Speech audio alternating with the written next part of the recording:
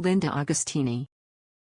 Florence Linda Agostini, née Platt, September 12, 1905, August 27, 1934, known posthumously as the Pajama Girl, was an English-Australian homicide victim found on a stretch of road in Albury, New South Wales, Australia, in September 1934. Life. Linda Agostini was born Florence Linda Platt in Forest Hill, a suburb of southeast London, on September 12, 1905. As a teenager, Platt worked at a confectionery shop in Surrey before travelling to New Zealand at the age of 19 after what was rumoured to be a broken romance. Platt remained in New Zealand until 1927 when she moved to Australia to live in Sydney. There she worked at a cinema in the city and lived in a boarding house on Darlinghurst Road in King's Cross where accounts tell she entertained young, attractive men.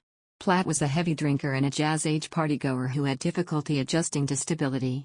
Her marriage to Italian-born Antonio Agostini, 1903–1969, in a Sydney registry office during 1930 was the beginning of an unhappy marriage that would see the couple leave for Melbourne to remove Linda from the influence of her Sydney friends. Discovery and initial investigation. Agostini disappeared from friends and family in late August 1934, around a week before the unidentified Pajama Girl was found in Splitters Creek, near Albury, on the New South Wales side of the border with Victoria. The victim's body was discovered by a local man named Tom Griffith.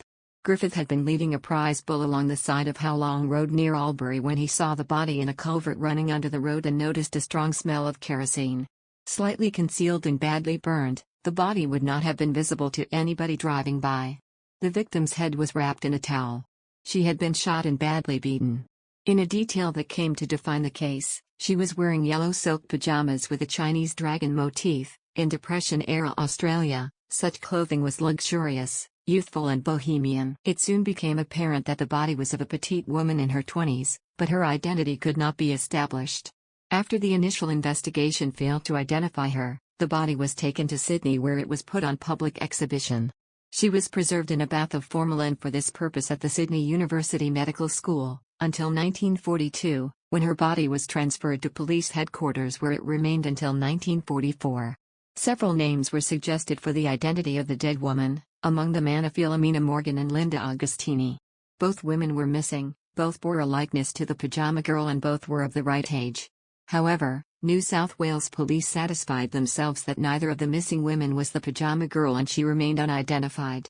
In his 2004 book The Pajama Girl Mystery, A True Story of Murder, Obsession, and Lies, historian Richard Evans suggests that Agostini was murdered around the same time as the Albury victim, and most likely in the confines of the couple's Melbourne townhouse, but that she was not the Pajama Girl. Reopening of the case. In 1944, 10 years after the body had been discovered, the forensic evidence was re-examined and the dental analysis of the victim was matched to Linda Agostini. Tony Agostini had recently returned to Sydney after being held in internment camps at Orange, Hay and Loveday from 1940 to 1944. The police commissioner, William Mackay, who had known him before the war when he worked as a waiter at the restaurant that Mackay frequented, interviewed him. Noticing that Agostini seemed to be in a nervous state, Mackay asked him what had come over him. Tony Agostini then confessed to killing his wife. In his statement, Agostini admitted that he had accidentally shot and killed his wife when they were living in Melbourne. Worried that he might be accused of murder, he had driven the body over the state border to Albury and had dumped it in the culvert. He had poured petrol over the body and set fire to it, to destroy the evidence. The identification came just as public confidence in the New South Wales police force began to wane at their failure to catch the decade's most prolific killer. The circumstances under which Antonio Agostini confessed to killing his wife in their Melbourne townhouse are still very dubious today. The arrest of Agostini was a sensation, as it meant that the Pajama Girl had been identified. He was charged with murder and was extradited to Melbourne, where he was tried for murder. He was acquitted but was found guilty of manslaughter instead, and was sentenced to 6 years imprisonment. He was released in 1948 and deported to Italy, where he died in 1969. New evidence. The case might have been left there, but Richard Evans, a Melbourne historian, casts doubt on its conclusion. In his 2004 book The Pajama Girl Mystery, A True Story of Murder, Obsession, and Lies, Evans points out discrepancies with the evidence, calling Antonio Agostini's conviction the result of police corruption and a miscarriage of justice. The Pajama Girl had brown eyes, Agostini's were blue. The victim had a different bust size to that of Linda Agostini, and Agostini had a different shaped nose. Evans points out that 125 women were originally on the police's list of possible identities, but that these other leads remained uneliminated and untraced. Adaptations. The case was turned into a short film, The Pajama Girl Murder Case, in 1939 by the director Rupert Kathner. A film entitled La ragazza dal pajama giallo, The Pajama Girl Case, directed by Italian Flavio Mogherini, was produced in 1977. A book written by Hugh Geddes, based on the film and bearing the same title, appeared in 1978.